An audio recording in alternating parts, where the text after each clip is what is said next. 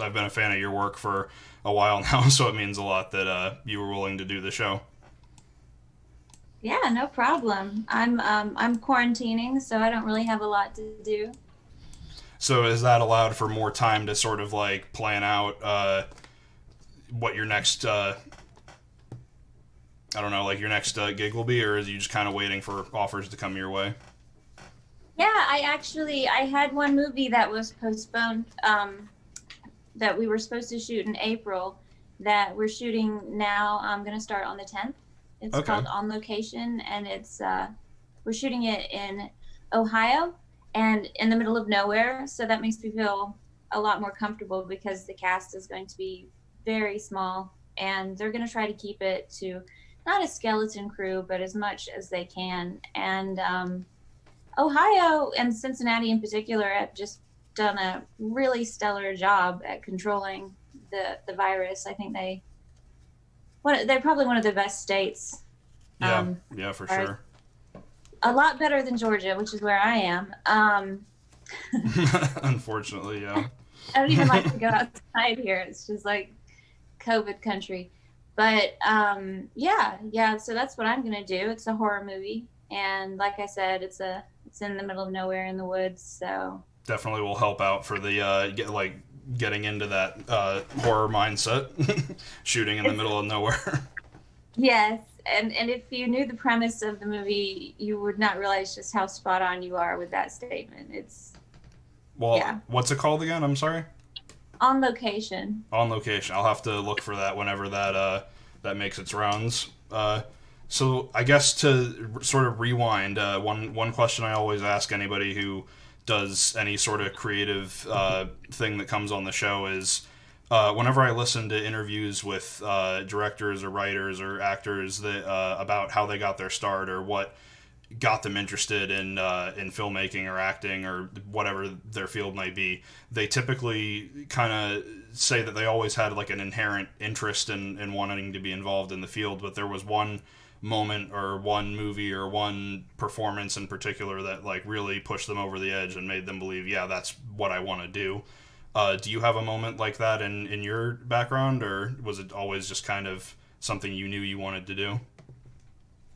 Yeah, well, I started performing when I was like around 3 years old, Wow. and I yeah, just I went to a a very artsy school when I was a child, and both my father and my mother are very artistic. My father's more of a performance kind of guy. He can do lots of voices. It was great when I was a kid because he'd read us stories, and it was just like Robin Williams. It was great. And my mom's an artist, and she used to perform in plays, so they just immediately put me into it too, because it's fun.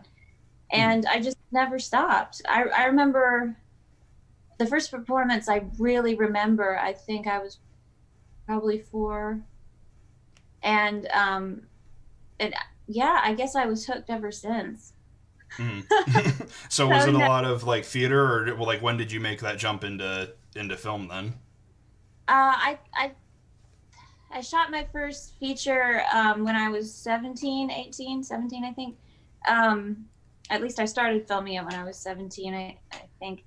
And that was an indie comedy. Um, Mm.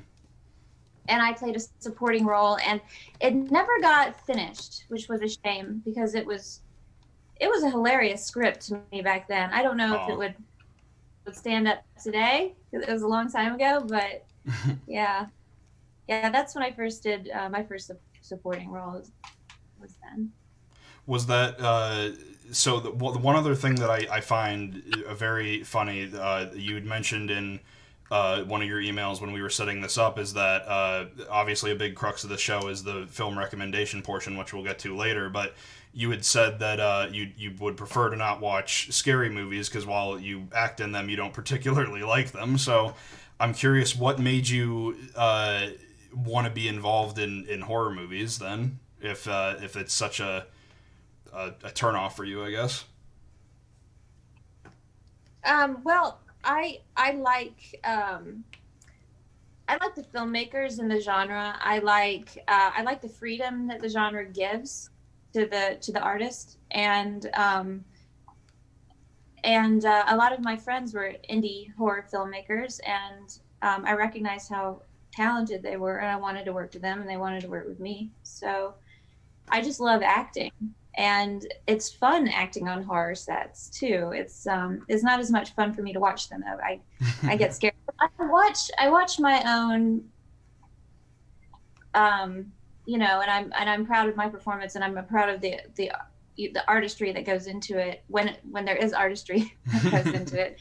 I don't always make good movies, but I appreciate it for what it is. It's difficult to frighten people. It's difficult to make them feel that uncomfortable, and especially the real mind fucky ones. It's a true art form. Yeah. So I appreciate it for a lot of different reasons, but I guess those are the main ones. Plus, they cast me. That's always a plus, yeah.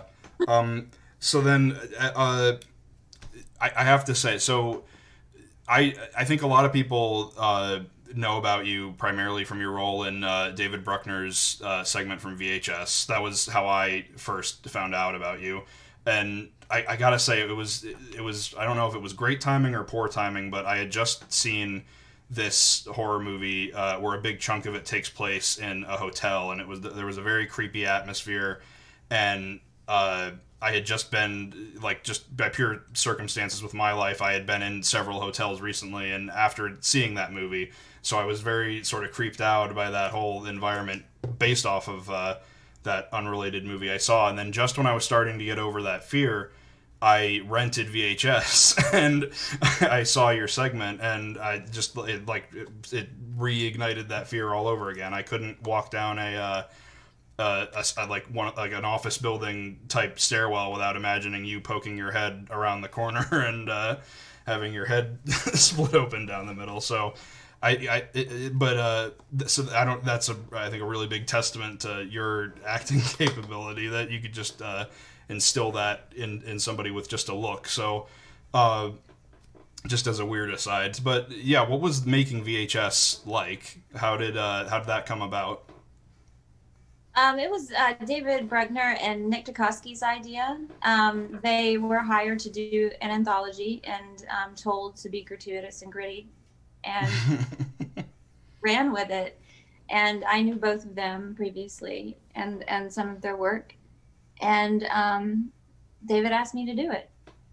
And I was just like, yeah, okay. Because he's very charismatic, and has a wonderful way of storytelling that really gets you pumped and excited about it, even if it's not necessarily a topic you were previously interested in.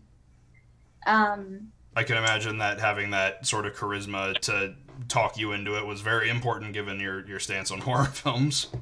It didn't, yeah, I wouldn't say it talking me into it, more as like walking me through the vision. And okay. Showing me how to appreciate the nuance versus me being like, you want me to do what? That was actually one thing I wanted to ask you about, because I was listening to the commentary for the movie a few days ago, and he had mentioned that there was some extra like prosthetic effect they wanted to give you to enhance. There was something like with contact lenses or something like that, and what I really liked is he had quoted you as saying, "We don't need that. I can do what you need me to do." And I definitely I think, correct me if I'm wrong, but the only real effect that you have, I mean, obviously later it gets enhanced, but the only real effect they had on you for most of it is that like line on your forehead. The rest of it was all you. Yeah, the head splitting open was definitely not me, but yeah, well, I had prosthetic teeth and nails and toenails, and yeah, they just did this with makeup on me for that, and this stuff called rigid collodium, something like that, where they like squish your skin together really tight and then put this glue down the middle so it looks like a scar. Right, yeah. they did that in the beginning, and it took forever for that line to go away. After they took away Oh the no. stuff, it was just like I had this line there for like weeks and weeks, and I'm like, is this permanent? Is this ever going away? I don't let people put that stuff on me anymore. That's too funny though. It looks really cool, but I'm just like, I've done so many movies where they put that on my face, and it's like so tedious to get off, and it takes forever to do it properly, and I always get irritated and end up pulling it off and just pulling off the top layer of my skin. So I'm just like, no more of that, please. I just do like silicone. I'm cool with. I don't mind that. Gotcha. But yeah, no, it's just I can't stress enough how like that whole performance is what really ties that whole thing together, and it's like there's so much subtlety in it, and they're like just because you don't have much dialogue at all, really. There's only maybe I think like 3 lines or so that you say in that entire short. So how did you? I can imagine it like I don't have much acting experience myself, but I can imagine when you're given sort of that much of a blank slate to work with, it can kind of appear a little daunting at first. But I mean, you had a lot of experience, obviously, so maybe it didn't come across that way to you. But how did you sort of get into that character and like really figure out who she was and what made her tick? Yeah, I did not find it daunting. I felt, I actually think we cut out some dialogue. I definitely did in Siren, because I just felt like it made sense that she would have a limited vocabulary. Mm-hmm. And, you know, mostly I wanted her to be this misunderstood monster, so I felt like limiting her in that way was natural and endearing, and at the same time confusing. And I didn't have like the physicality of it was just already there, like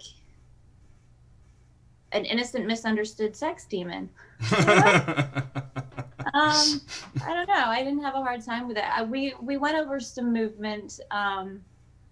We auditioned a few different types of weird movement that I could do. And then also I had my stunt double, who was also my stunt coordinator, Elizabeth Davidovich, is a contortionist. And so she did a lot of that contortionist stuff that you see edited in there, you know, because it's the nature of the found footage. You can make a cut anywhere you want, right. You know.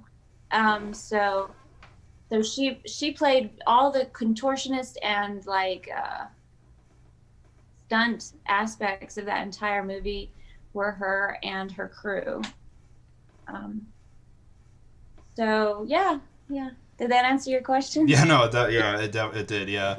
So then, so you mentioned Siren there, because that was one thing. I was a little bit. I wasn't sure how to feel about that movie existing, because I really liked that. Like there wasn't much. Just looking at the VHS segment, there wasn't really much of an origin at all for your character, and there's not really like. There's just not a whole lot of answers given, so I was a little apprehensive about watching that movie because I almost didn't want that mystery ruined. But I think that Siren is definitely a very good accompaniment to VHS. So what was it like returning to that role and making that movie now that you don't have the found footage aspect going for it? Well, I wasn't as excited about doing Siren as I was VHS, because VHS I got to work with all my friends. Like pretty much everybody on that shoot is a very good friend of mine, or at least, I mean, is now anyway. Almost everyone, and so it was a lot. I felt a lot more comfortable doing it. Siren was it was a challenge. It was a little daunting because it was just so many years later too. Yeah, I mean, I wanted to do it. But you know, it was just such a baby to me, something that me and David Nick created, and everybody else, you know, we created together, and it was kind of hard to let that go into the hands of entirely new cast and crew. Mm. But they did an amazing job, I think. I like the narrative form better than the found footage, just simply because I prefer to watch it.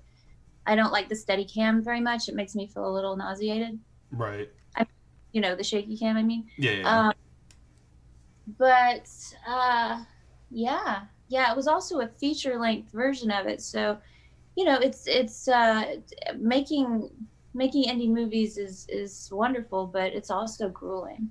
And we shot it all at night, and it was just really stressful. But I think that the movie turned out even better than I thought it would.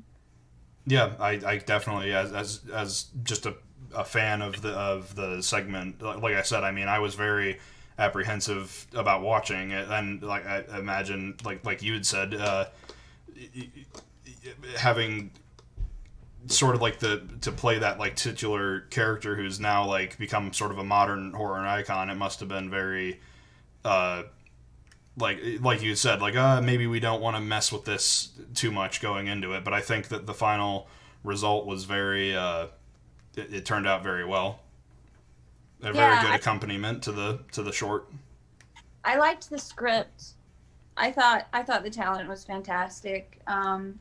Especially Justin Welborn. I think he really stole the show. I think he did an amazing job. Mm-hmm. Yeah, he always does though. Yeah. I did think that it didn't actually lend any real insight into her, maybe a little bit into her background, but you still have no idea where she comes from, where this land of succubi are, you know. Exactly. Yeah. How she got to the earth in the first place, and you know, I think it could be explored further, maybe with just like a whole bunch of succubuses. If there's a good idea down the line, maybe we'll see the return of the Siren. I would very much look forward to it. Is it succubi or succubuses? I have no clue, but that can be the new octopi versus octopuses argument, I guess, the horror version of that. But yeah, no. So one other project of yours that I wanted to touch on that I really, really liked was a short film you did, American Hell. I really liked the performance in that. Very different, than VHS. Like I think your character in VHS almost comes across as more of like trying to fit in, but still having this side of her that comes out. Whereas American Hell you were just straight up like devious and evil. So what was it like making that? I really liked working with Robert Bryce Milbourne. He's really hands off, but he knows what he wants. So it was just a good combination for me. We were just lucky, I guess. But it just really worked easily. I just was as nuts as I wanted, and he liked it, so it was cool. Yeah. That shoot was difficult for many reasons, but one of them was because we were shooting in the most disgusting location. It was just like... It definitely comes across when you watch it. I mean, they had to get the rats out. Oh, no. And the like old, like, I don't know, heroin addict needles and mattress out of the location before we could shoot there. and it was just so filthy. And and my wardrobe boots, for some reason they kept cutting the backs of my legs, and we couldn't figure out where it was coming from. Like every time I'd squat down, I'd slice my leg, and not really deep, but just right. and make me be like, what, did I scratch myself on some heroin needle? Like what? Like what kind of bacteria? Anyway, so yeah, that was an excellent shoot. I hope to work with them again. I've worked with Bryce again on a short that he did called Double 13, where I actually played Satan, but like a really flamboyant, androgynous, funny, mischievous version of Satan. And that was fun too. It's just great working with the dude. He's really chill. Mm.